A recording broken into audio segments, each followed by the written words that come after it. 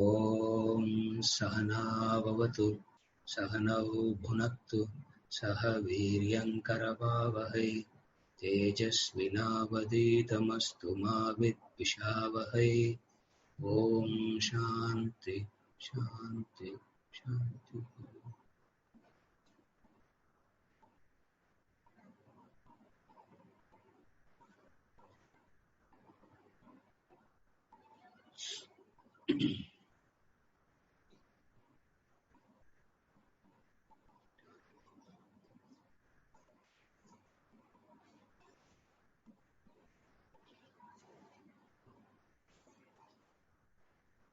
We continue with verse number 35, chapter 4.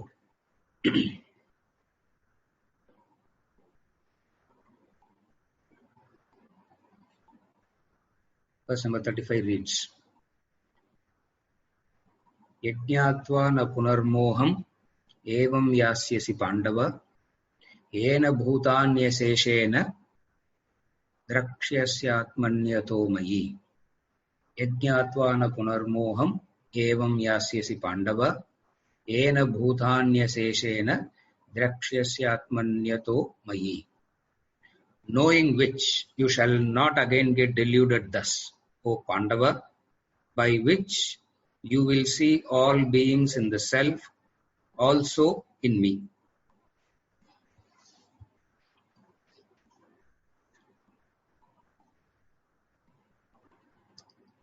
Three verses, he is giving the benefit of the supreme knowledge that you get from the Guru. The previous verse, he spoke about the qualified student going to the Guru and the Guru imparting the knowledge. And what is the benefit of that knowledge? Jnana palam. What is the result of gaining this knowledge? What is the benefit of gaining this knowledge? The benefit of gaining this knowledge, he says, is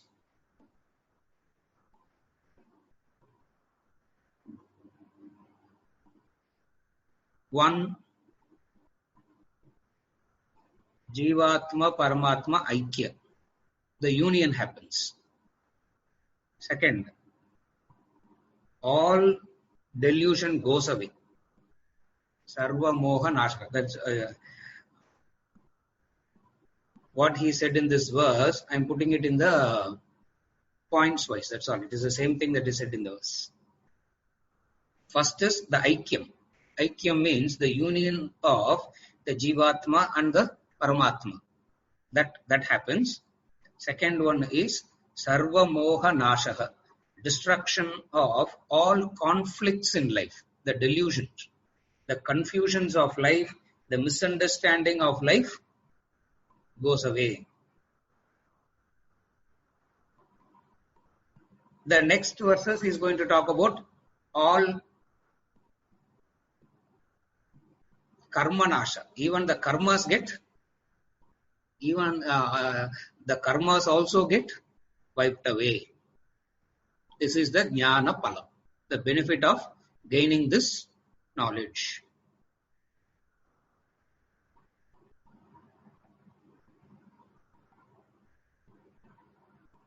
You will see all beings in the self, also in me.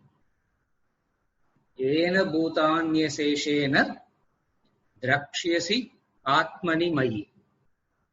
You see the self everywhere. Not only you see the self everywhere, you see in me also. What is it, seeing the self everywhere and seeing in me? What does that mean?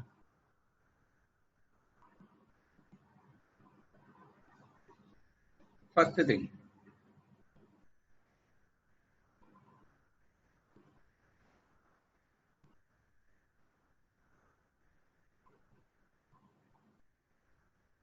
when you see something, any perception, anything that you experience,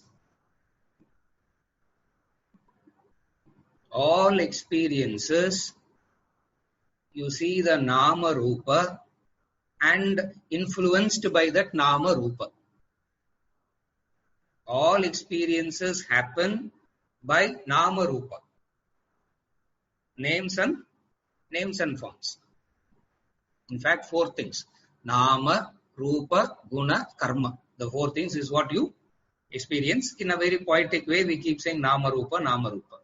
Practically speaking, there are 4 things: nama, rupa, guna, and karma. Now, this nama, rupa, guna, karma is what you experience. By experiencing that nama, rupa, guna, karma, you miss the essence. You miss the truth. So what is Gyanam? Gyanam is, while you are experiencing the nama, rupa, guna, karma, recognizing the inner self. As you are seeing this, you understand that there is something, there is the self that is at the core. This is Jnana. This is seeing the self, where by which you will see all beings in the self. All beings in the self. Meaning, the core, which is the self, will be recognized by you. As you are transacting through the nama, rupa, guna, karma, your identification is with the self. You transact with the nama, rupa, guna, karma, but identify with the self is jnana. You identify with nama, rupa, guna, karma and miss the self is ignorance. Now you cannot transact with the self. You cannot deal with the self. There is no transaction possible with Brahman. Now what transaction you can have? So all experiences, transactions in life is always with nama, rupa, guna, karma only. So you transact with nama, rupa, guna, karma, but where is your identification? The identification lies with the self. Then you have jnanam, which is what he says as seeing the self in all beings.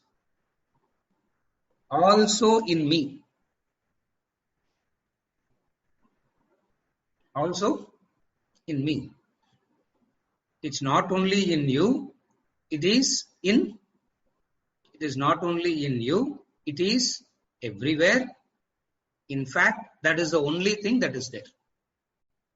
That's what it means. You see it in yourself, you see it in others, you see it everywhere. It means only that exists. Nothing else exists. This is the Jnanam. Knowing which you shall not get deluded again. What is delusion? Moha. Moha, delusion, means not seeing things as they are. These definitions should be very clear. Knowledge means seeing it as it is. Moha means not seeing it as it is. Exactly the opposite. Again I repeat. Jnanam means seeing things as it is. Moha means not seeing it as they are. Now, what happens is, moha, you recognize the moha, you recognize that you are in moha only in relation to the pain. Only in relation to the pain that you experience, you can recognize the moha. Per se, there is no such thing called. The expression of moha is what makes you to recognize that you have it. Like, you have a disease, the temperature rising is the indication that you have a disease. Similarly, moha per se is very difficult to understand. Moha per se, it's not that you cannot understand. Moha per se is very difficult to understand. You need a very powerful intellect to understand moha per se. What is understanding moha per se?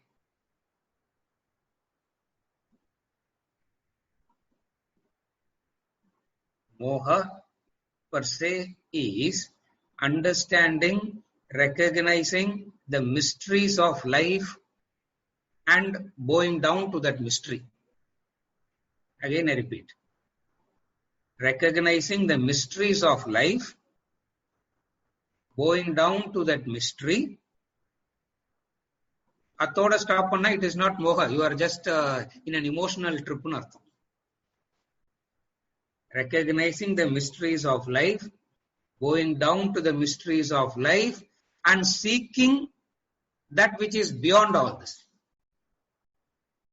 So you recognize the mystery of life, you recognize the limitations of the intellect through which you cannot understand the mysteries, and you seek that which is beyond all this. Then you are from moha. This is possible for most of the human beings on a practical plane. Since the intellect is not that developed, very difficult to understand moha like this. So, how does everybody recognizes moha? Wherever samsara is experienced. The experience of samsara is moha. The experience of samsara is moha. Now, what is experience of samsara? Wherever there is a experience of bondage, wherever there is an experience of limitation, wherever there is an experience of a pain, you understand it as moha. Oh, Abdina sir, when we are experiencing the joys of life, we are not in moha. That is also moha only. Because that joys that you experience in life doesn't give you any real joy. And in fact, the joy that you experience in life is a preparation for greater sorrow. That's why the joys in life is not a joy in life. It is not a pessimistic view of life. The realistic view of life is the joys of life that you experience results in a greater, always will result in a greater pain. So what is samsara? What is delusion on a practical plane? The samsara that you experience at the intellectual level, emotional level. And what does samsara means? Samsara means bondage and limitation. Wherever you experience limitation, wherever you experience bondage, suffocation, that is samsara. This is how you understand moha. Wherever there is, because of this limitation, there is a pain, and that pain is delusion, moha.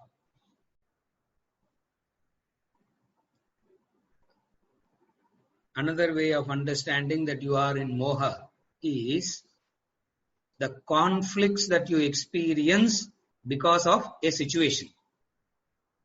A pain, a conflict that you experience because of a situation is an indication that you are caught up in samsara moha.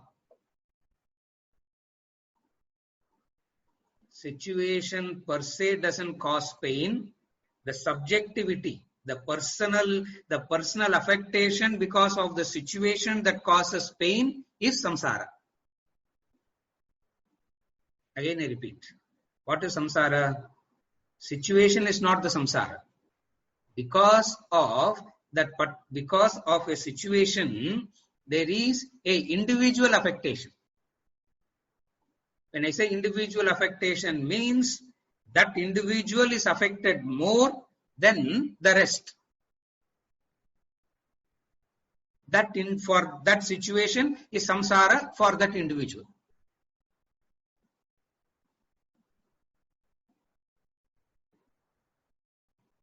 By gaining the knowledge, he is saying, knowing which you shall not get deluded again. You shall not get deluded again. You are deluded now. What is the meaning? You shall not get deluded again.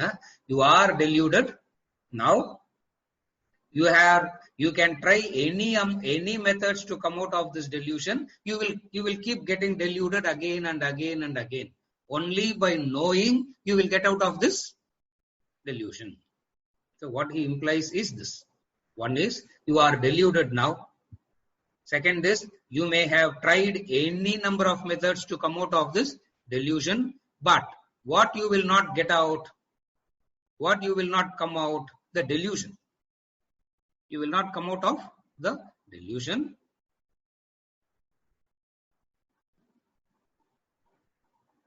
By knowing, you are free of the delusion. Now, freedom from delusion means understanding what delusion is. Then only you can be free from delusion. Which is what I am trying to elaborate.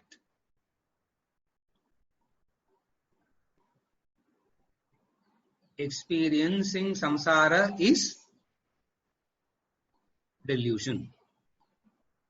Being affected by a situation is delusion. Being affected by a situation is delusion. But sir, some situation you have to get affected. No. How can you not be affected in all situations? Some situation you have to be affected.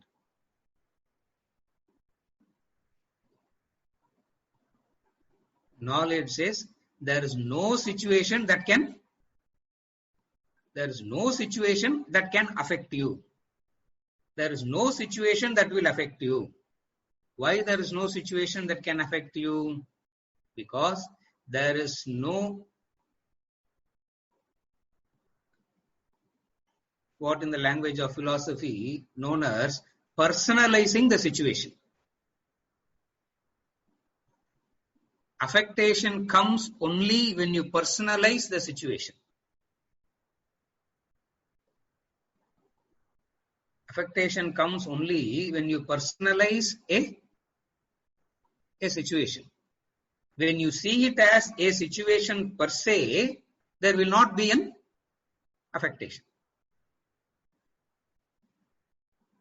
Ignorance is personalizing a situation, and the moment you personalize, you are bound to get affected. The moment you personalize, you will be affected. You can't personalize and not be affected. That possibility doesn't exist. So, what is moha? You personalize. You personalize.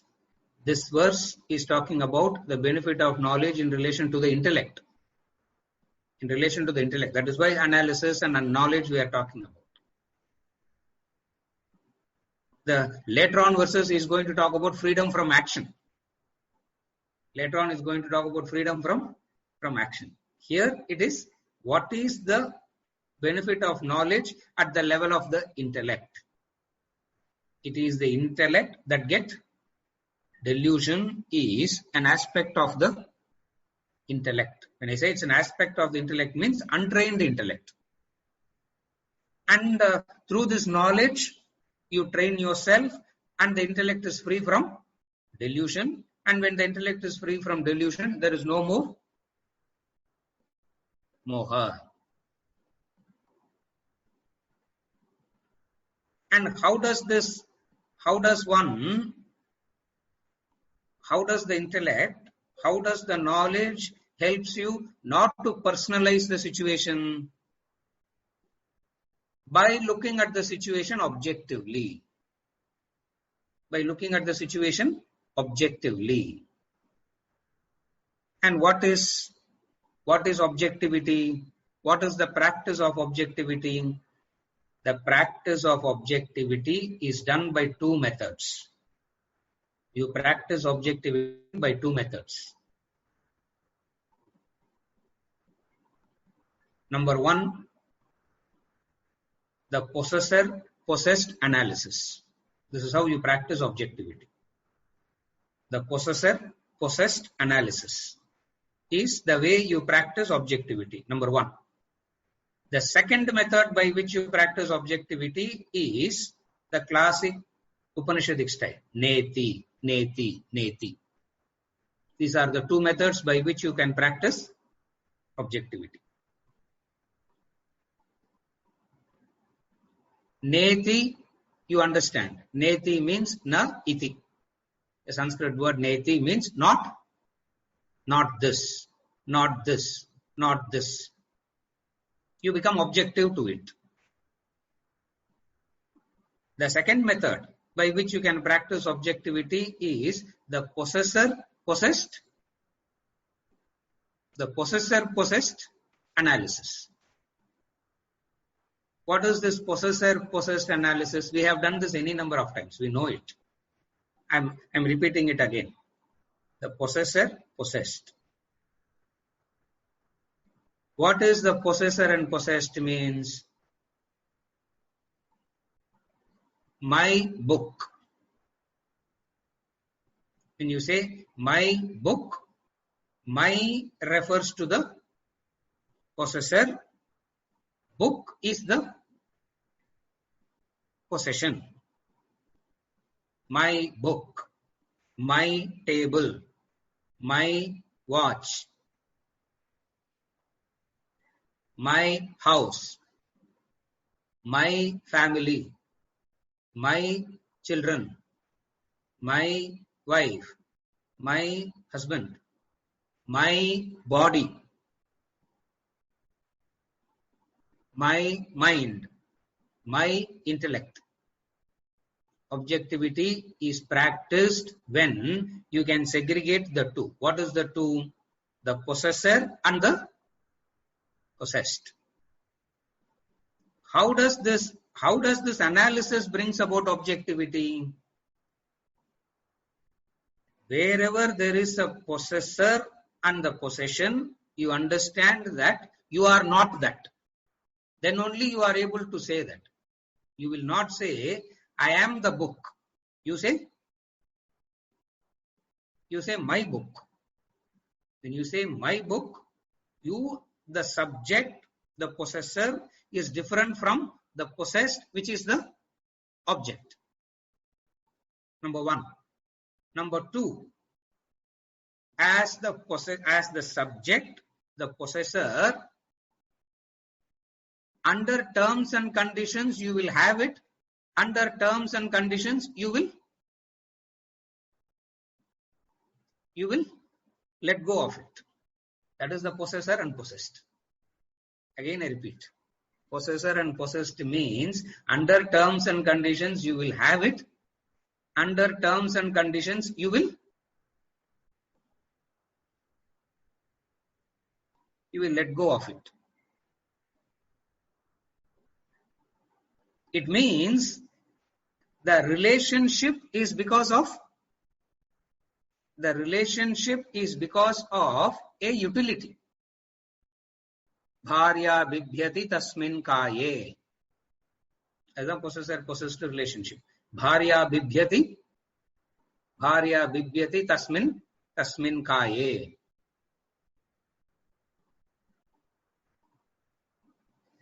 When wealth goes out, the parivar goes out. Wealth goes out, parivar goes out. All this is an indication to say that we are not criticizing others and saying they are all useless, selfish, self-centered. It's not that. A realistic analysis of the possessor-possessed relationship will make you objective without being critical.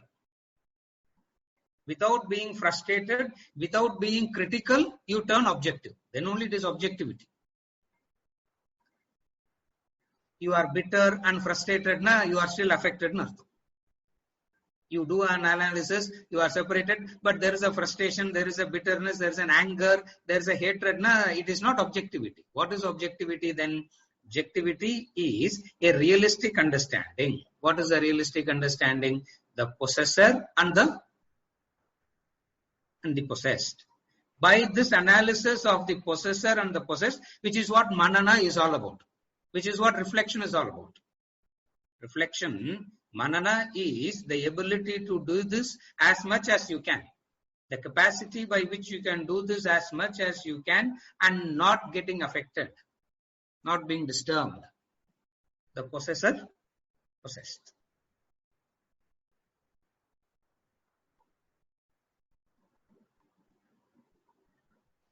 Second way of gaining knowledge is, the second method of gaining objectivity is neti.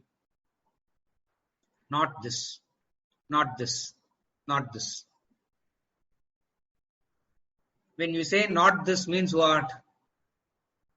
Neti is, I have nothing to do with that which is temporary. That is neti. I have nothing to do with that which is temporary is neti. Is this permanent? Neti. Not this. This is not permanent. You don't develop a mental attachment to that which is not. You do not develop a mental relationship, a mental attachment to that which is not permanent. Abdinna, it is okay to develop attachment with that which is permanent, sir. Again, you cannot develop attachment to that which is permanent. Why? Because you are that.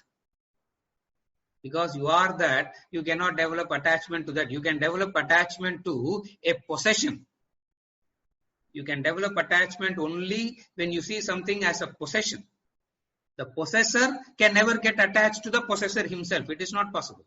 Possessor will get attached to a possession. Is a Gyanam. This is by this knowledge, by this practice. All this looks very difficult. All this looks very impractical also. When are we going to do all these things? Might as well pranipatena pratipakka, pranipatena pariprashnena seveya itself looked much better than, much easier, much doable, much better than this. This is the Jnana Phala. This is the benefit of knowledge at the level of the intellect.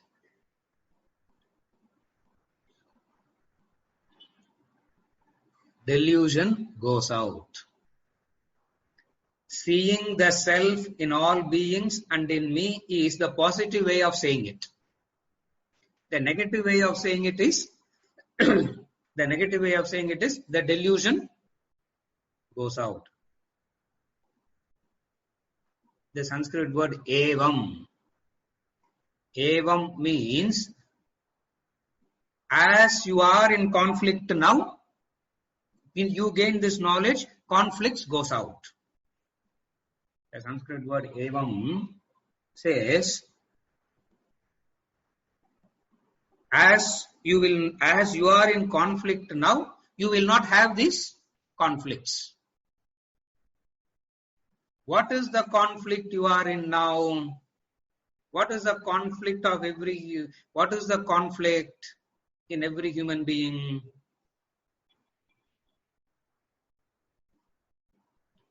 The conflict is this.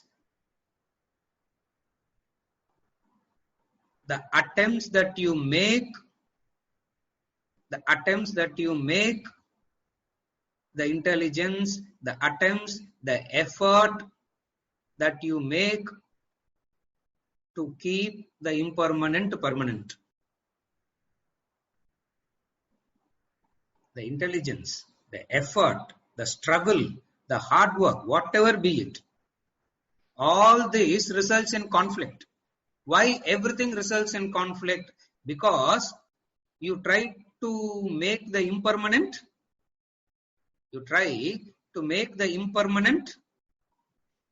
permanent. So all attempts that you make will necessarily end up in conflicts only. Why? Because the impermanent can never be made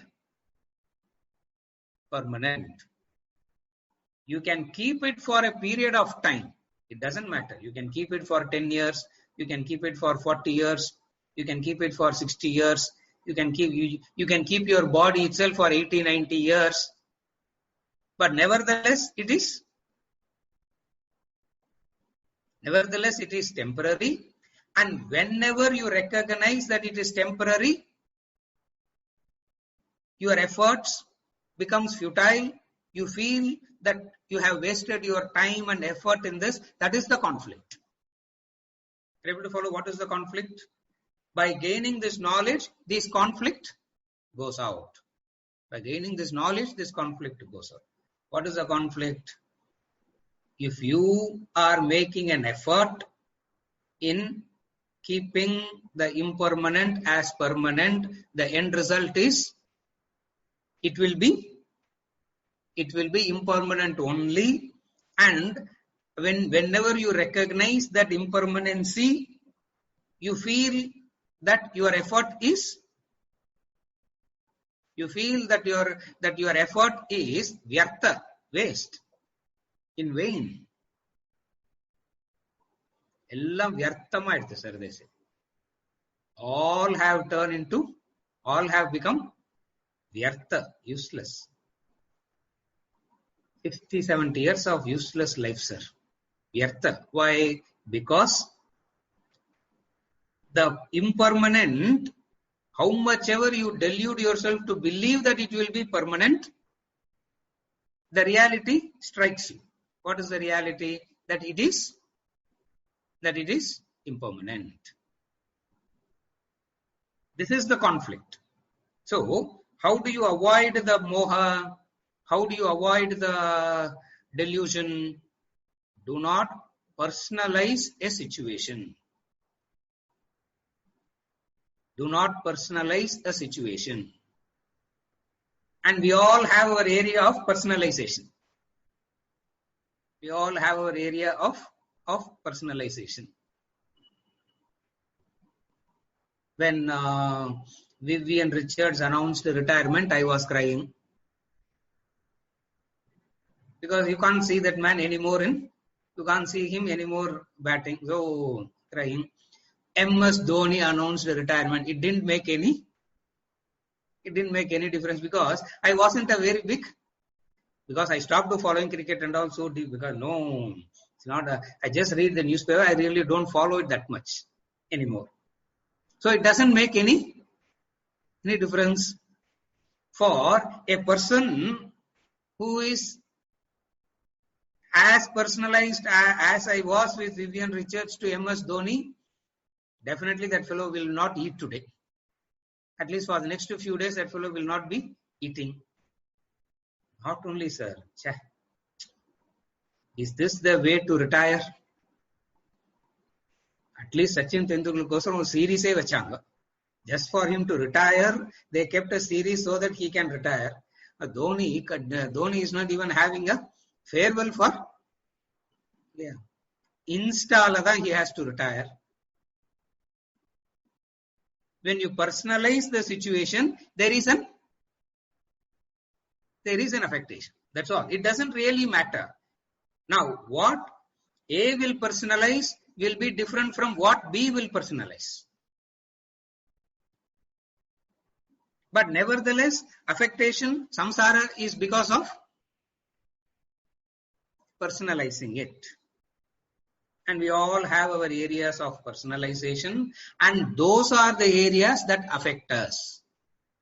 Those are the areas that is our samsar.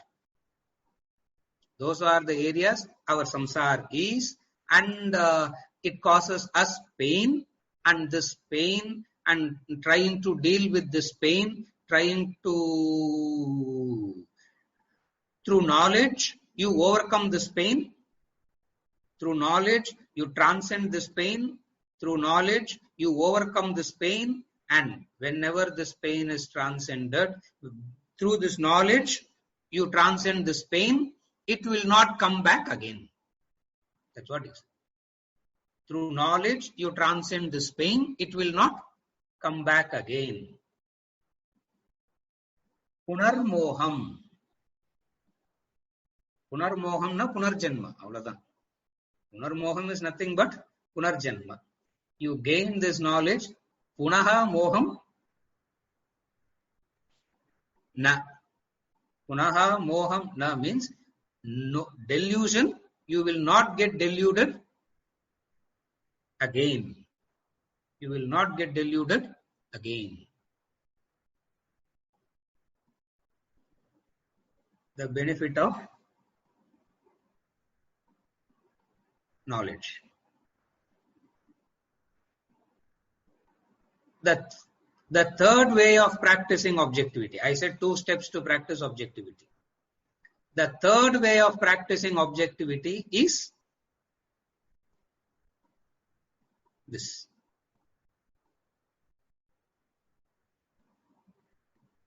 The third way of practicing objectivity. 3 methods of objectivity. Sakshi Bhava practice panona 3 method da. One is the possessor possessed. Second is neti. The third practice of objectivity is extraordinarily beautiful. The third practice of objectivity is titiksha. Titiksha. These are the 3 ways in which these are the 3 methods by which a jnani practices objectivity, and by the continuous practice of these 3, he says, he doesn't get deluded again. That's why it's a very beautiful word. See, some of the beautiful words we have corrupted so much, we are not able to, we have corrupted that word, but we have not found a substitute for a better, we have not found a better word. Yeah, always we are masters in that. We will destroy the good, but we cannot substitute with, some of the words are like that. Adrishta, beautiful word is the word adrishta. Similarly, beautiful is the word prarabdha. Titiksha is prarabdha, that's all. Titiksha means prarabdha. Prarabdha means that which you have to, prarabdha is that which you have to experience. Anyway, you have to experience it, and why be bitter about it? That's all. That is objectivity.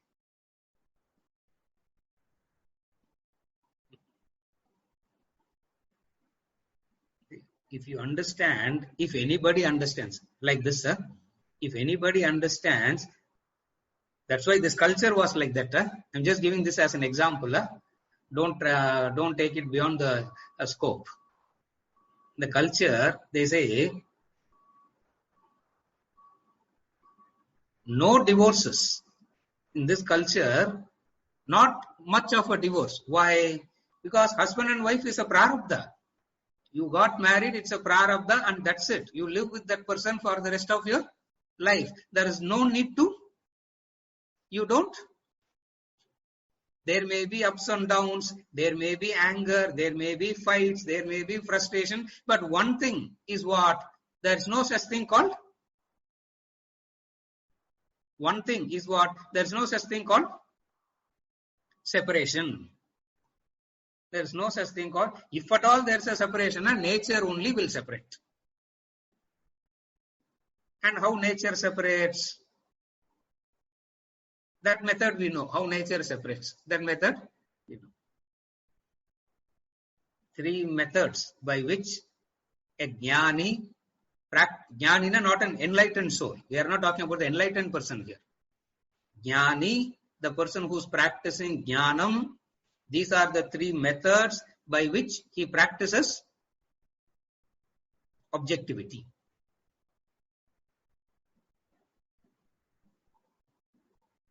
I just brought all the different practices that we talk in different verses. I just put it in one verse. He is not saying all these things. He is only saying by this knowledge you will not get punarmoha. All that he said in this verse is, by practicing this, you will not get punarmoha. Now, what does that man practiced that he will not get this, that he didn't get this punarmoha? Is what I am explaining. What did he do? Samsara. Free from samsara. And what is samsara? Personalizing a situation is called samsara. The samsaram word, you need to have a clear understanding. Personalizing a situation is called samsara. For this battlefield is a samsara for Arjuna because he has personalized it. This battlefield has become a samsara for Arjuna. How did this battlefield become a samsara for Arjuna? Because he has personalized it. What is the personalization? I will be the cause. Are you able to follow how he personalized it? I will be the cause for destruction. I will set the wrong example. All along, I have been setting the right example as Guru Sishyana, Arjuna and Drona. By this battlefield, I will be setting the ulta example now. What? Guru, this fellow, now he raised a revolt against he raised his arms against the Guru. So, in what all ways a person can personalize the situation? You have to see the war and Arjuna. In what all ways a human being can personalize a situation and trouble himself or herself.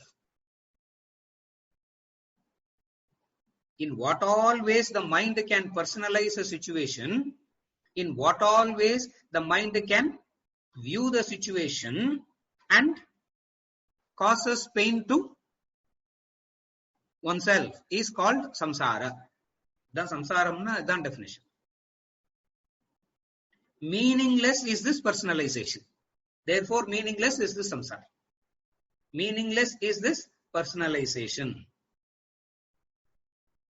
Personalizing the situation.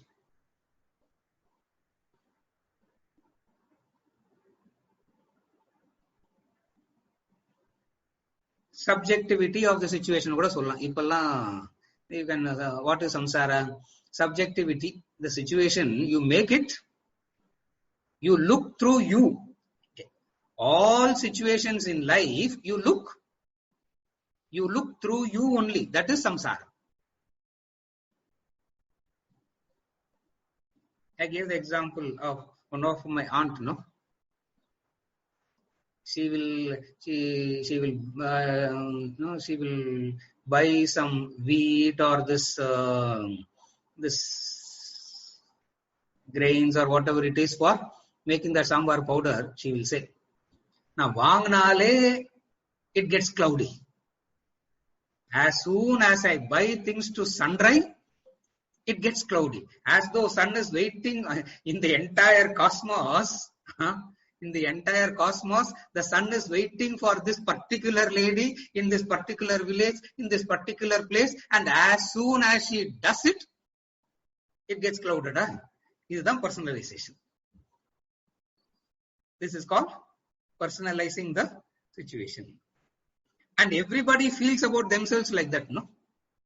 Everybody sees things, everybody sees like this. This is moha, this is delusion. This is moha, this is delusion. Okay, how does one get out of this delusion? By practicing objectivity, sakshi bhava. Very nice to say, practice sakshi bhava. Then the question is, how does one practice sakshi bhava? For which? 3 methods. The first method is possessor, possessed. Possessor, possessed analysis. Second is neti. The third is titiksha. The third is titiksha. In all these three, there is no bitterness. In all these three, there is no frustration. In all these three, there is no hatred. In all these three, there is no negativity. So objectivity is seeing the situation as it is, and seeing the situation as it is doesn't create any negativity in you. That is very important. You see the situation as it is and very irritated about it, it is not objectivity. I see this person as incompetent, sir, but that incompetency I can't stand. I can't stand the incompetency, sir. Somebody is putting up with your incompetency. No. As a possessor, and I can't stand, I can't tolerate anybody being selfish and self-centered. People are putting up with your selfishness, no? So, right through, you see a situation as it is, and you are not. The bitterness, the hatred is an indication whether objectivity is practiced in the right sense or not. One is seeing it as it is, and what is implied here is when you see it as it is, there is no hatred or irritation or frustration. I can't stand people gossiping. That fellow will gossip. How others are gossiping, this fellow will gossip for 1 hour. How others are gossiping. And then he says, I can't stand gossiping. Now, what difference does it make? This is called moha. This is called moha. Punarmoham, you will not get. Technically speaking, punarmoham is punarjanma. Where there is no moha means there is no delusion. Are you okay till now?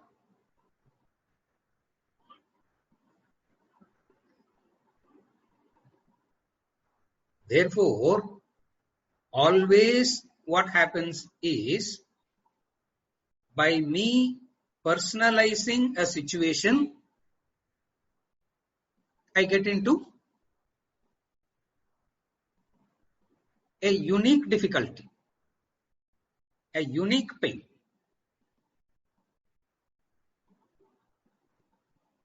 But sir, I am such an affectionate person. Wherever I see pain, I get affected. Now you will be in pain 24/7. Why? Because the survival of one is through the pain of another. The reality of life is this. The survival of one is through the pain of the other. Therefore, there is no such thing as pain-free, painless, only sukha. That kind of thing doesn't exist. That's why in the Puranic stories, they created an imaginary place called Swarga, where there is only happiness. But even there, they said it is not possible. Even there, 100% happiness is not possible. How they said it? God themselves have jealousies there, no? You find even gods are having jealousy there. If you find devas themselves are having jealousy there, even Swarga is not a place of happiness. Okay, Swarga is not a place of happiness. Because ange jealousy illam varudhu, fight illam varudhu. So it means whatever is happening here is happening there also. Oh, abdina sir, abdina Kailasha, Vaikunta, those are the places free of this. Who is the best devotee? The comparison starts. Who is closest to God? Who is amongst the devotees? Who ranks amongst the devotees? I have to be the best devotee. That also comes there, and abdina, even there is no scope for a painless state. Do not exist. ஒரே ஒரு stage தான் painless stage. What is that? Deep sleep. Only area where pain temporarily, now that in all pain goes away in deep sleep because everything is shut down. Yeah, ella shut down aachina, everything looks very quiet and calm and peaceful, no? Which is not real peace at all. Why? Because it will manifest again. It will manifest again. Therefore, what is Gyanam? Having known this, you shall not get deluded again. Thus, evam. Thus means as you are now. As you are deluded now, you will not get deluded again.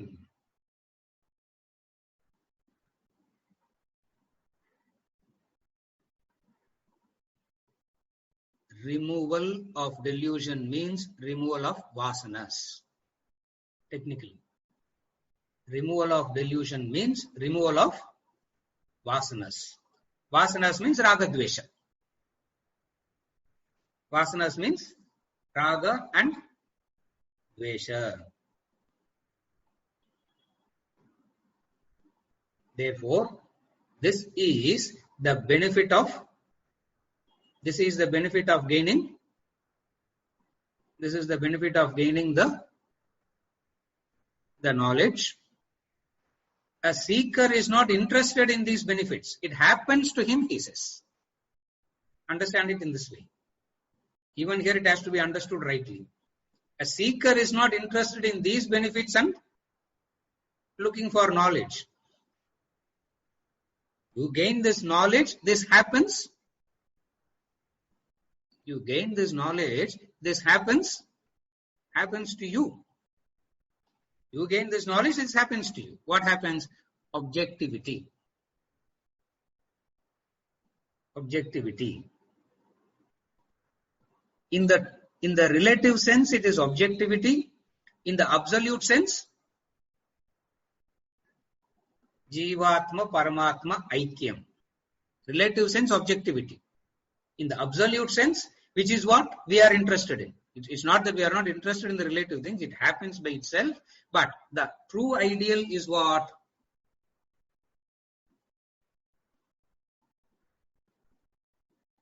The Jivatma Paramatma Aikyam. And what is this Jivatma Paramatma Aikyam means? The whole universe is the self. The whole universe is the self. It's not that the universe is self. Who am I? Universe is God, sir, but I am not God. Adibdi. If universe is Brahman, if universe is God, if all is God, then who are you? You are also the self. This abhyasa is I am Atma Brahma, Anubhava is Aham Brahmasmi. The abhyasa, the practice of this is I am Atma Brahma. I am Atma Brahma is the practice. Aham Brahmasmi is the Anubhava, the experience. Even as you are doing this I am Atma Brahma practice, what all benefits happens? All delusion goes out, and you see by which you will see all beings in the self and also in me. This is the benefit of the knowledge at the level of the understanding. Then there is the benefit of the knowledge at the level of the action. Till now we spoke about benefit of knowledge at the level of the intellect. Now the knowledge has a benefit at the level of the action also. Conflict, mental agitation is because of the wrong attitude behind the action. Mental agitations is because of the wrong attitude behind the action. The wrong attitude driving the action causes conflict, mental agitation. What is the wrong attitude that drives the action? The wrong attitude that drives the action is the ahamkara. Ahamkara, which manifests as ahamkarta. I am the doer, is the wrong attitude behind action that causes agitation.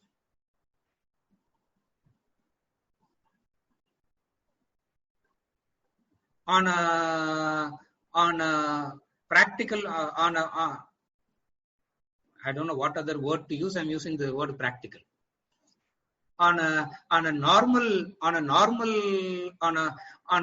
relative plane, the selfish are unselfish. And don't worry, how much ever you try to be the selfish and unselfish, moha, pain and all keeps coming back again and again. That's all. If you really want to be free from that, you need to go to the essence. You need to go to the core. And what is the wrong attitude behind action that causes pain? The wrong attitude behind action that causes pain is I am the doer. That kartrutva, that ahamkara. Ahamkartandradalindra ahamkara. I am the doer. I am the doer is the wrong attitude behind the action. And that will result in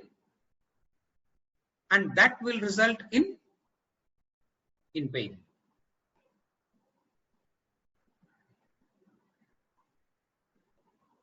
All human actions results in some kind of an excitement, no? Mental excitement, either in terms of pain or pleasure. All human actions.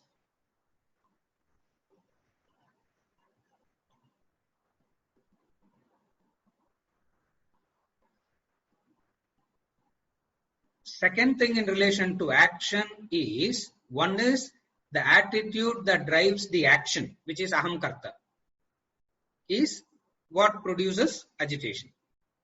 The second thing that produces agitation is the result of the action, which is papa or punya. Pleasure and pain is nothing but papa and punya. So, in two ways you will be affected by the action. One is the attitude with which you do the action, which is the I am the doer notion, causes pain. The second thing that causes pain is the result of the action. What is the result of the action? The result of the action, the phala of the action, as in papa or punya.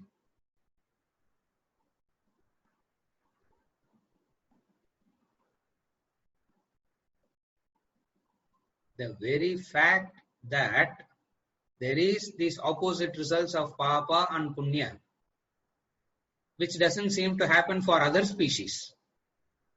Opposite effects don't seem to exist for other species for action.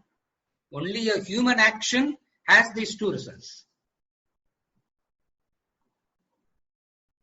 To put it very simply, by being a vegetarian, cow doesn't acquire punya. By eating meat, tiger doesn't acquire papa. The opposite results exist only for a human action. It means what? It means that human needs to have some knowledge. Necessarily that human being has to have some knowledge to be free from these two effects. It implies this. Are you able to follow? Supposing if these two effects aren't there at all, there's no need for this knowledge. But the very fact that these two effects are there and you should be free from these effects. Means you need some knowledge, you need some understanding. What is that knowledge? What is that understanding? Action will inevitably produce a result. I have nothing to do with the result. Action will produce a result and I have nothing to do with the result. Prasada buddhi. Prasada buddhi. Karmanyevadhikaraste mapaleshu kadachana. That is in relation to the result. In relation to the doing, there is no I am the doer. Kartrutva. Knowledge comes and says, Kartrutva is meaningless. Number 2, you have nothing to do with the fruit. All this we have seen in detail in chapter 2, chapter 3, chapter 4. Ellam padishtom. And he's just giving the phalam. That's all. All this we have seen in detail, but don't worry, you will be seeing it again and again. ஒரே choice இதுல இருந்து escape ஆகணும்னா என்ன, கிளாஸுக்கு வருது நிப்பாட்டினாதுன்னா இதுல இருந்து escape. இல்லைன்னா you will be listening to the same thing. You will be listening to the same thing again and again. இது புதுசா வீக்லி ரிலீஸ் எல்லாம் பண்ண முடியாது இல்லையா? சேம் டியூன் தான். What is it? கர்த்திருத்வ and that which affects the action. One is the kartrutva is that which affects the action. Second is the result, the phala, the fruit. The only remedy is what? The only remedy is what? If you have to be free from the effects of the action, if you have to be free from the effects of the action, if you have to be free from personalizing the situation, if you have to be free from all these, the only remedy is what?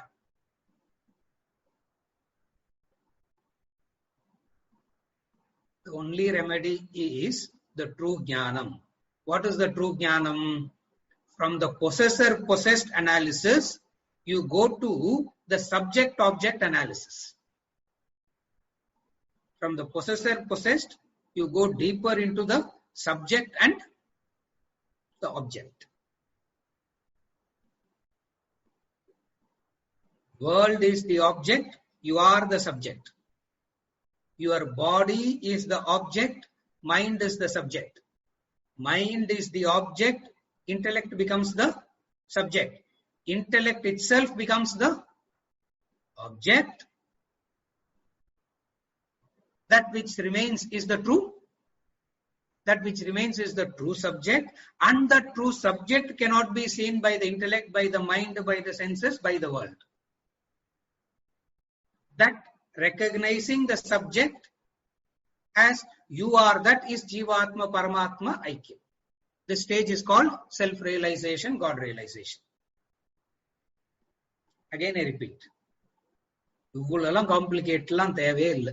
Simple method. What? Subject-object analysis. Who is the subject? World is the object, you are the subject. Very clear.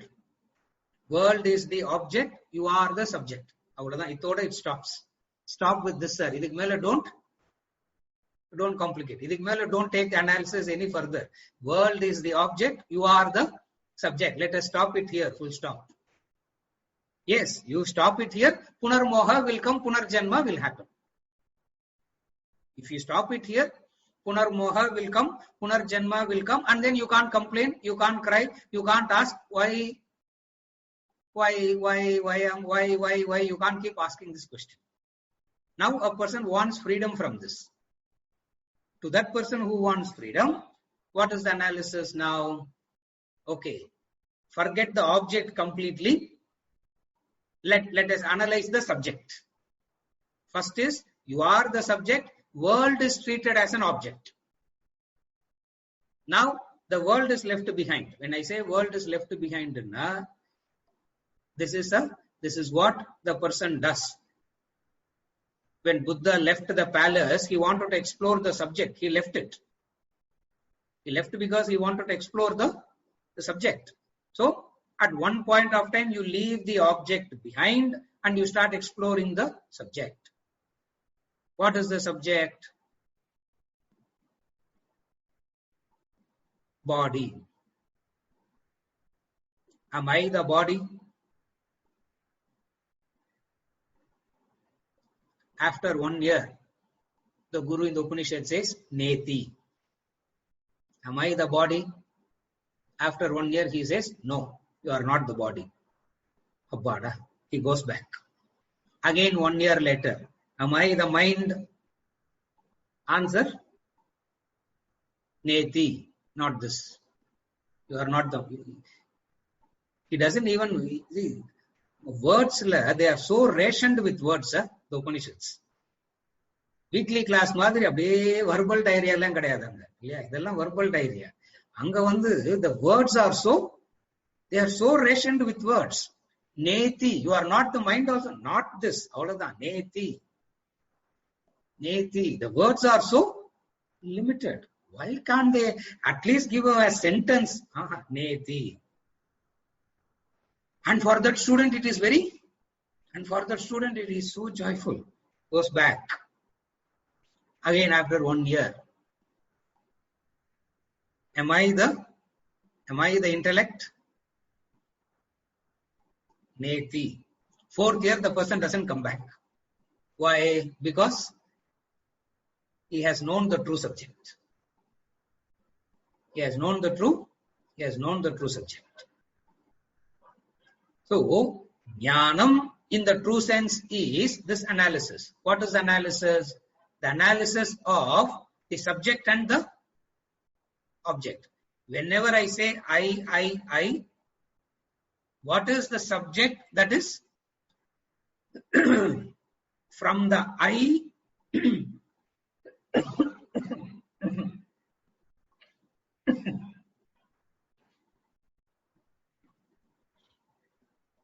from the I comes the mind. At one stage you analyze the mind, and then at deeper level you analyze the I, because the mindness comes from the mamakara, comes from ahankara. Are you able to follow? The I comes first and then comes the mind. So what they do, at one stage analyze the mindness, leave it. At the deepest layer you analyze the I. Ramana kept on saying, find out, ask who am I? Ask who am I? Ask who am I? Because from the ahamkara comes the mamakara. The mindness is a modification of the I. So analyze and understand what is the I. This is the subject-object relationship. This is the subject-object analysis. இப்படிலாம் பேசினே இருந்தா பைத்தியம் முடிச்சிடாது. இப்படிலாம் analyse பண்ணினே இருந்தா will we not go mad? Krishna is saying, you are mad now. By this method, you will come out of this madness. That's the complete opposite stance. The person says, sir, இப்படிலாம் பேசினே இருந்தா இந்த I my அகங்காரம் அதெல்லாம் பேசினே இருந்தா will we not go mad? Evam nyatva. As you are deluded now, you will not be deluded. You are deluded now, and this knowledge is the means, the method to get out of this delusion. The knowledge is the means to get out of this delusion. The madness. Moha means Moha, madness, delusion. It is, this is the way to get out of the, delusion. And what is the delusion? Instead of identifying the I rightly, you wrongly identify the I. That is moha. What is moha? Moha, delusion, means wrongly identifying the I.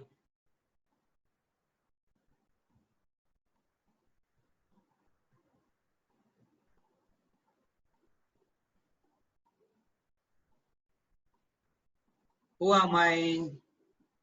I don't know, Sonna, you are all right. Who am I? I don't know. In guys meeting, who am I? Don't say I don't know. They will think you are. Give your card and do whatever you have to do. I don't know. Nah, it doesn't work. You have to.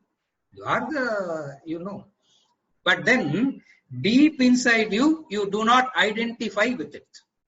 So what is knowledge means? The I is identified with what? The I is recognized as what? As the knowledge. Again I repeat. The I is identified with what? The I is recognized as what? Is Gyanam. The I is recognized as I. The pure I. The unconditioned I. He says, no, Kshetrajnam Chapimam Viddhi is the pure I. As said in the Old Testament, I am that. I am that I am. I am so and so Soliachina, it is corrupted. It is conditioned.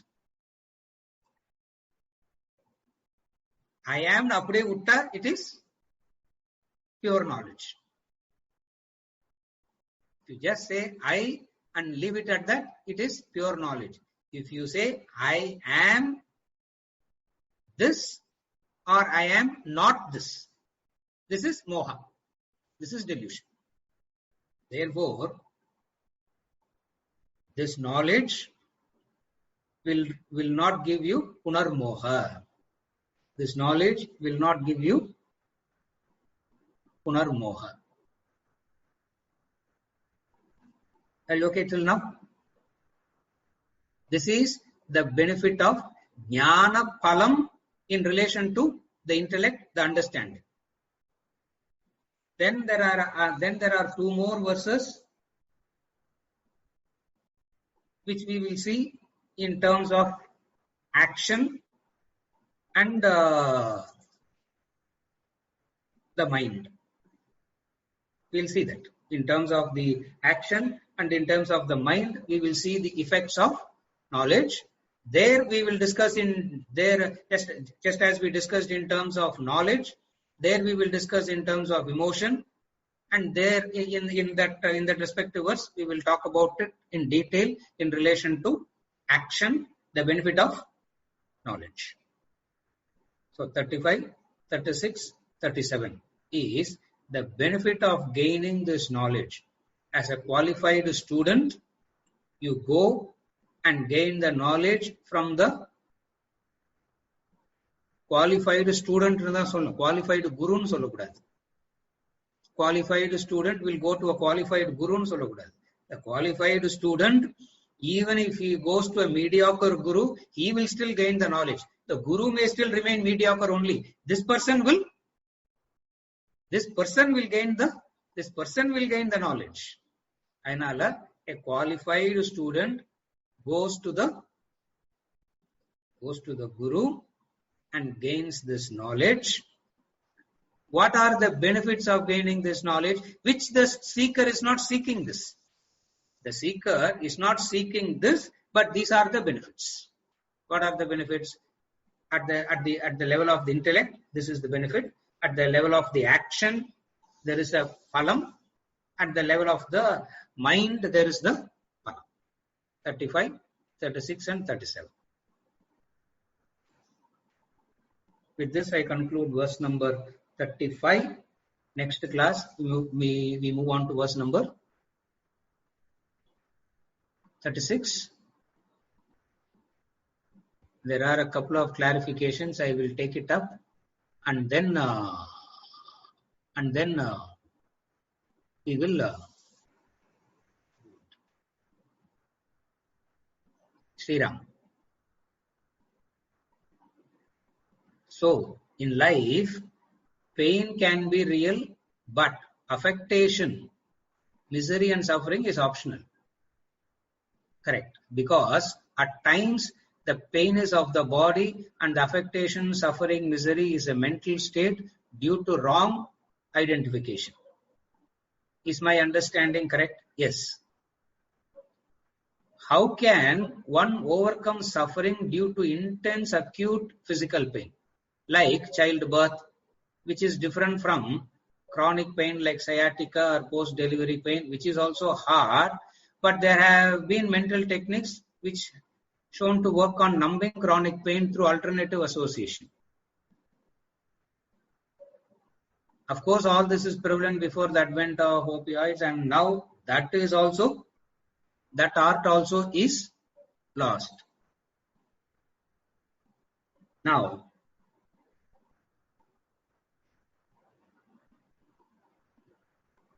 intense pain versus normal pain. Grades of pain. The grades of pain, the intensity of the pain is all related to the intensity of the association.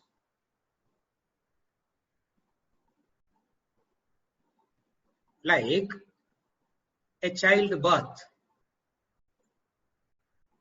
The childbirth, when a person is so conditioned to believe that childbirth is painful, from childhood, if they see serials and movies and everything where childbirth is depicted as that person will actually intensely feel the pain. There are documentaries where they have documented it really, and I have seen a few of that also. A tribal woman a pregnant woman goes to the forest to collect wood, comes back with the newborn child and the wood. Comes back with the newborn child and the wood. So, the sensitivity is always related to the amount of identification. More body physical oriented, more I would be in pain. More I do not identify with the pain, that much of the pain reduces. Now, I do not identify with the pain because I identify with something else. That's what the art of disassociation. I am not identifying with the body and the pain of the body because I have identified with something else. And if that something else is higher in nature and it is of unselfish in nature, to that extent, the pain will be insignificantly lower. Replacing it with something, not only replacing it with something, we have to ensure that I replace it with something higher, and also that replacing is unselfish in nature. Failures, the pain doesn't affect that much. Like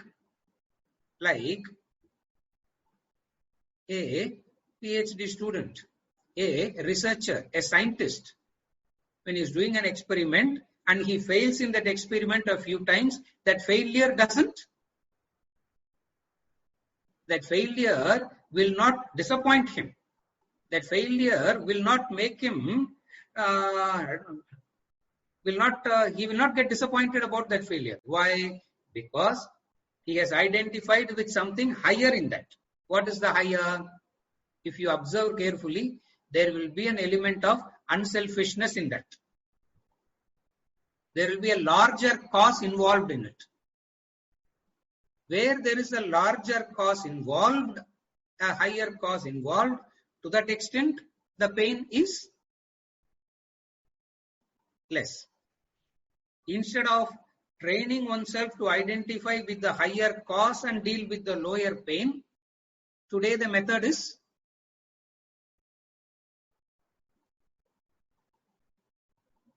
we are not saying don't take drugs or anything, medicine. Drugs na ganja illa, medicine. Medicine ke drug ndana per. We are not saying don't take that. The excessive dependency on that. The excessive dependency on that is because of what? The identification. Vedanta says pain is real. Vedanta is not saying delude yourself to believe there is no pain. It is not saying that. It is saying pain is there. Pain will be real. You have to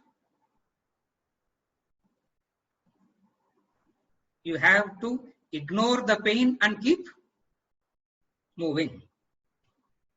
And ignoring the pain is possible only when you teach the person and train the person to identify with a higher cause. Otherwise, simply saying ignore the pain will not work. In fact, more that person tries to ignore the pain, ends up in a greater pain. More the person tries to ignore the pain, that person ends up in a greater pain. I said, why do you ignore the pain? No, Vedanta says ignore means replace it with the higher. Are you okay, Sriram? When you replace it with the higher thing, you are able to handle it. You will be able to handle it better. In all these things, the bottom line is there is no fear of pain. All that is boiled down to in one sentence what? Pain doesn't frighten a person. Pain doesn't cause fear. That's all it means.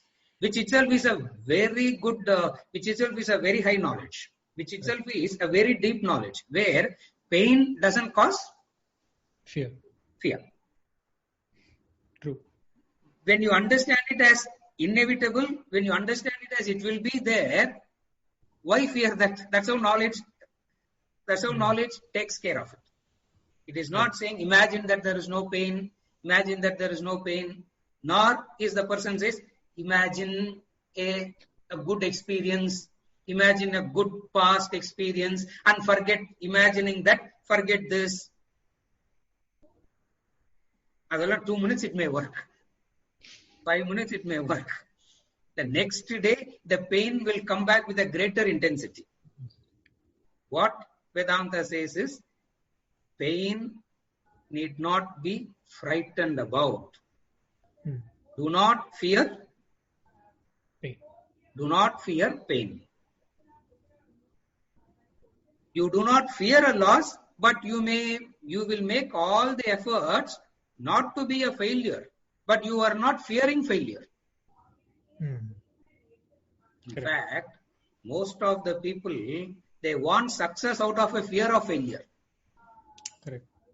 What they call a success is nothing but a fear of failure. Now, Vedanta says, inevitably a few times you have to fail and there is no need to be scared of failure. There's no need to be scared of it. That's what the intellect is all about. That's what the intellect says. There is no need to be scared of it. Why? Because it is an essential integral part. Inevitable nu solradha kuda, it is, that's why in the modern day, inevitable ndradha kuda, in the modern day context la, I use the word package. It is the essential package of life. That being the essential package of life, why fear that? That doesn't mean I go and poke myself to have the pain. That doesn't mean I will want the pain. That doesn't mean I will not do anything to resolve the pain. Hunger is there. I'm hungry now. As soon as the session is over, I will go and appease my hunger. So I would do something to overcome the pain, but I am not afraid of going through that pain. A person who is not frightened of it is the person who has knowledge and understanding. Most of the time, either the person is hypnotized or brainwashed. Like, you can make a 15-year-old person a terrorist. Very difficult to convert a 50-year-old man into a terrorist. That's true. It is easy to make a 15-year-old a terrorist. Almost impossible to convince a 50-year-old person to turn into a terrorist. Because there it is not understanding, it is just a brainwash. You can simply hypnotize the person, brainwash the person. Now Vedanta is not talking about that also. It is talking about logic, reason, analysis, understanding, by which you overcome it. Is it okay, Sriram? Yeah. Shankar Kolattur. Avaru enna kekkறாரு? Sir, then is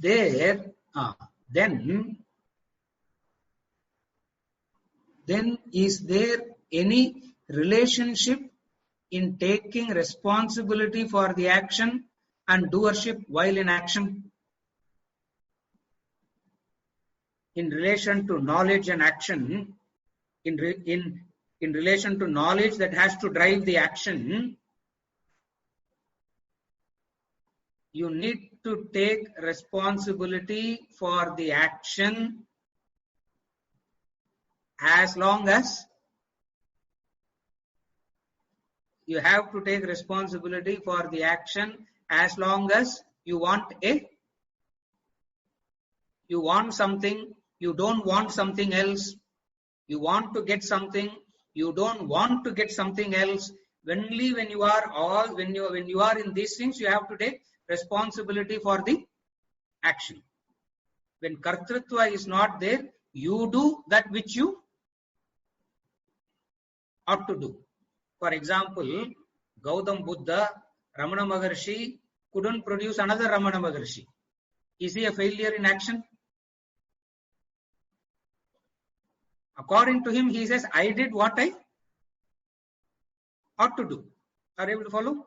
So, the responsibility you have to take for the action when you are result oriented, when you do not want papa, and when you want to avoid a few things, when you want a few things to happen, when you do not want something else to happen, only when you are in these, you need to take responsibility for the action. Are you able to follow, Shankar? See, another way of talking about responsibility, which is very mediocre at the level of this verses. Whatever you get is your own making. Don't blame the others. You are responsible for what you are going through. All that is also responsibility, but we are not discussing responsibility from that angle in this verse. That is very elementary. Here in this verse, Jnana Palam we are discussing. So when we are discussing Jnana Palam, we discuss it at a very deeper level. What is it at the deeper level? The very kartrutva is the cause for the difficulties in the action. So it is not escaping from action. It is not having the kartrutva in action. 5th chapter, Karma Sannyasa. Jnana Karma Sannyasa. In the chapter Mulka, Gyanam Kudukurar Karmathukku. In chapter 5, it is called Karma Sannyasa. How it is not running away from action, it is sannyasa in action. Chapter 5, Karma Sannyasa. First he said act, Arjuna. Odipovada, act. Second is, let knowledge support your action. Let knowledge support your action. When knowledge supports your action, what is that? Chapter 4 is entitled Jnana Karma Sannyasa. Chapter 5 is entitled Karma Sannyasa. Which is what? There we will see it in who is a jnani. When we go there, we will see all that in detail. So, in this verse, when we talk about jnana palam, we don't talk about it as whatever you are experiencing, it is your own making. Don't blame the world. Don't blame God. Don't blame the stars. Don't blame the horoscope. We are not discussing taking responsibility over action from that angle here. The very moha is because of the kartrutva, which is the wrong assumption that you have behind action. Are you able to follow, Shankar? Yeah. போரும் சாருன்ட்டார் அவர், கையெழுத்து கும்பிட்டுட்டார். நிப்பாட்டுங்க போருன்றார் அவர். கரெக்டா சங்கர்? அப்படியா சொன்னீங்க? இந்த மாதிரி மிரட்டினா என்ன சொல்றது? Sriram, how could one practice the concept of titiksha in the context of a marriage that you brought up? What if a wife has a physically abusive husband and she is suffering but is holding on to the marriage without a choice for the sake of her children? She says it's her prarabdha and so she has no choice and endures it, but how can she accept it cheerfully, which is titiksha? And why shouldn't she decide to forego the marriage and divorce him, thereby changing her fate? As a human being, she is entitled to choice of action, so why should she accept it? Her lack of action in this context could be detrimental to her. So, why should it be frowned upon societally or in our culture? Now, the example kudukumbode, I said very carefully. When I gave this example, I said very carefully. I remember saying that understand it in the context of the inevitable over which you have no choice. A abusive father, what can I do? I can run away. An abusive mother, yeah, abusive mother da kandipa, father abusive kadiyada, I know. Yeah. Sriram Kesla, father is not at all abusive, I know. Mother, I'm not saying anything about the mother. She is not abusive at all. I know. Huh? Yeah.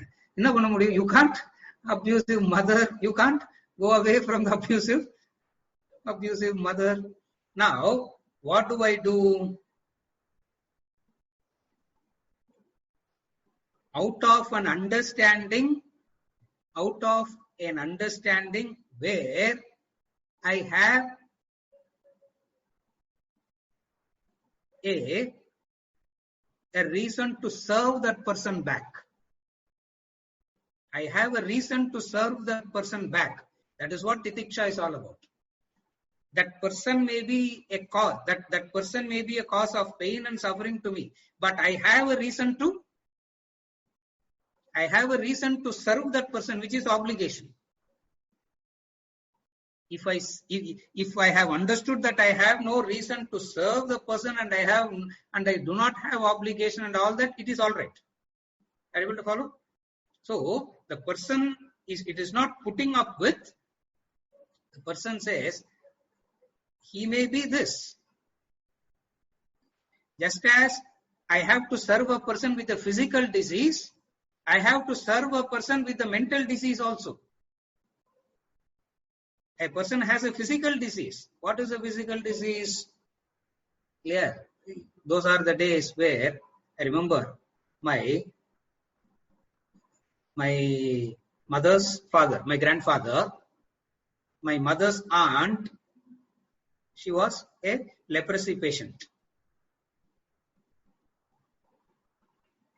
Till the last day, my grandfather said, she will be with me only and I will, even though others said, there are other places and all that. He said no. Now, just because a person has a disease, that disease is not the reason to abusive is a mental disease. Just because a person has a disease, that disease is not a reason to move away. Yes. But nobody understands it like this in the way that I am saying. Vedanta, the vision of Vedanta is this. Just as there is a physical disease, there is a mental disease.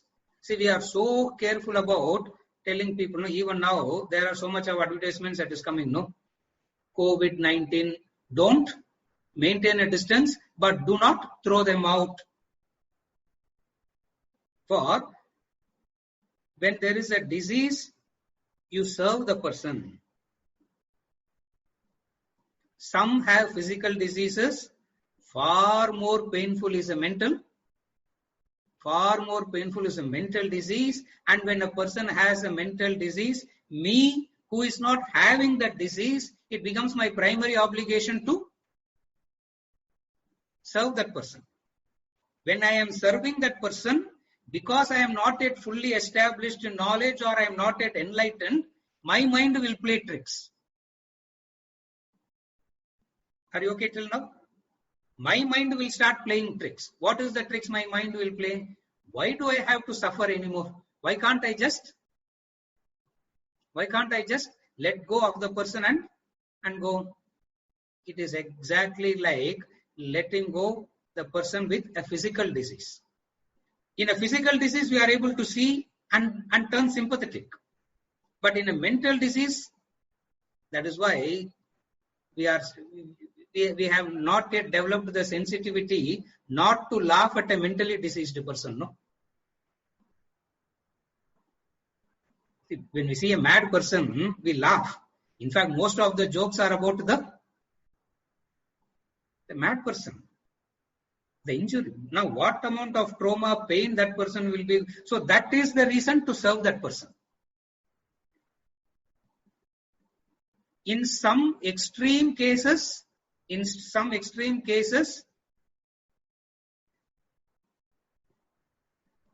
that person may need help as in medical intervention or in-house treatment, whatever be the method.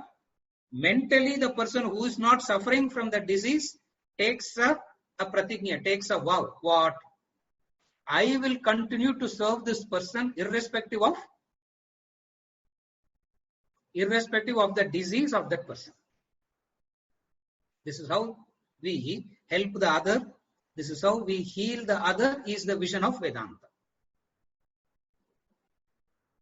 But then, in the realistic situation, my mind will play tricks. How to ensure that I don't fall a victim to the tricks, to the deception of my own mind? Vedanta gives some formulas. And tell you, whole lifetime I can talk about this titiksha, still I feel it is not explained well at all. Whole lifetime I can talk about this titiksha, still I feel, after the session is over, I will go back thinking, no, I really didn't say it in the way as to what it is, because it is such a unique, wonderful quality. In some actual situations, a person leaves also. In the vision of Vedanta, you leave only when there is a conflict with dharma and adharma. Only where there is a conflict with dharma and adharma, you leave. Where there is no conflict of dharma and adharma, but the person has a mental disease, I do not leave the person because of that. Example, Vibhishana had to leave Ravana because he wanted to place his things on dharma. So, a person wanting to leave the other is decided only when it is dharma. But even then, person like Drona, Bhishma sets a different standard. And to me personally, I have said this any number of times. Mandodari sets such a high standard. You have a husband like Ramana, enna Sita vargadal enna kashtam. What is the difficulty in being a Sita when you have a husband like Rama? Having a husband like Ravana and being like Sita is, there is something so deep in that personality. There is something that personality has a depth in that character. That depth is because of the knowledge. How does one get it? That is because of the knowledge. Therefore, to conclude,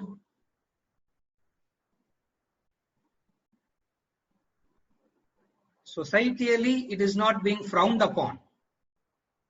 Today, the breaking up of the marriages is just sheer selfishness, ego, that's all. Just ego. And ego will be frowned upon. They may not like it. Any separation because of ego will be frowned upon. I gave this example, the real example of the judge in the family court in Madras High Court. I asked that lady, why are you dragging for 8 years, 10 years? Why don't you finish it? She's saying, sir, only in 2% of it we can straight away decide. There we decide. 98% is just sheer ego, and we just don't know how to decide on that. Yeah, why do you drag it for 8 years, 10 years, madam? She said, sir, I am telling you, 98% is ego. I said, you are talking pure Vedanta. I said, this is what I am saying outside. It is just the 2% which has a genuinity can be dealt with, she says, where there is a genuinity, in few hearings, it is done. Most of it is why? Because of the what is being frowned upon. It is not the sanctity to the institution of marriage that we are talking about. The ego and the self-centeredness and having received a benefit, not having the sense of gratitude is what is frowned upon. Therefore, if that particular lady has to decide to forego and go in her way, it is not a wrong action. It is not a wrong action at all, provided she has all this knowledge, she has this understanding, and she understood that, okay, with all this understanding and everything, it is extremely dangerous to be with this person anymore. Therefore, the separation happens not out of anger and hatred towards that person, but out of an understanding that tiger கிட்ட இந்த 4 அடி தள்ளி நிக்கிறது தான் கரெக்ட்னா, there is no anger and hatred towards the tiger. Nor will I go and tell everybody else. Supposing somebody else falls in love with the tiger, I will not go to that person and say, ஜாக்கிரதையா இருங்க அவர்கிட்ட, he is a very bad person, he cheated me like that, and all this I wouldn't dream of even.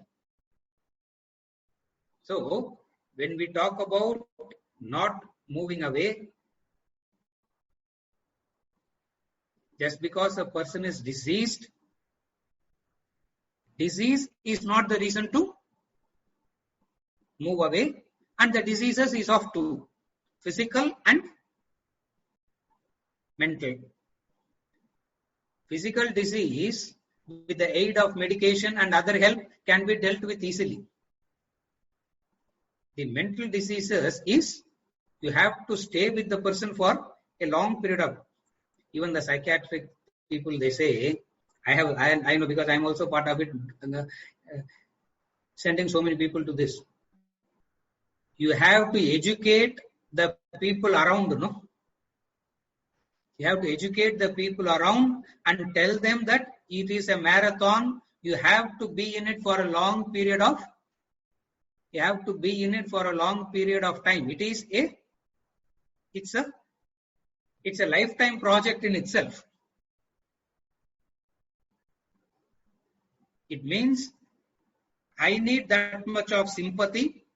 I need that much of compassion. I need that much of energy to pull myself right till the end. And where does it come from? The compassion, the energy, the strength comes from the knowledge. Seriya? Is it okay? So understand it in this way. Sure. This is how this is the vision of Vedas, the Vedanta. It's not that they don't talk about leaving. In fact, it is Vedanta that says, Vanaprastha ashrama, Sannyasa ashrama la irukkudu. At one stage you have to leave, it says. At one stage you have to be in marriage. At another stage you have to leave out. No other system talks about getting in and getting out. No. Vedanta talks about getting in and Vedanta talks about getting out also. What is the reason that is driving it makes the difference. Is it okay? Yeah, absolutely. Understand it in that way. That is why. That's why intention always comes. Vanaprastha and Sannyasa is a dharma of life. We have said it here. It means at one point of time the husband and wife will live a separated life. Sannyasa means literally they will move away also. Now here we say if you don't move away itself is a sin, we say. So it's not that married forever kind of imaginary movie stuff we don't have. We get in and we also have to get out. We know at one point we have to move in, at another point we have to move. Therefore, Vedanta is not, why I am giving this example is, it's not against moving out. The reason that drives it is the factor here. The deciding factor is the reason. Is it okay, Sriram? Sure. Yeah. Gyanam. Last question and I conclude. A person identifies with Jivatma without Ahankara and a person identifies with Jivatma without Ahankara and Mamakara and think that Paramatma as the doer, seen and seer. Is this correct identification? In a very limited way, Sivagyanam, you are correct. I am qualifying and saying you are correct in a very limited way. For in the true sense, even Paramatma is not the doer. There is no seen and seer in the ultimate sense. But in a very relative sense, you are correct. Because in some verses, Krishna himself says, I am the doer. And then he says, I am not the doer. So, in a very limited way, you are correct. Seriya? In a very limited way, you are correct. This identification, is this a correct identification? A person says, without Ahankara and Mamakara and Paramatma as the doer, the seen and the seer. In a very limited way, you are correct. But this is not absolute. In the absolute sense, the answer will be different. Seriya? Is it okay? Okay. Yeah. With this, we conclude for today and we continue next week.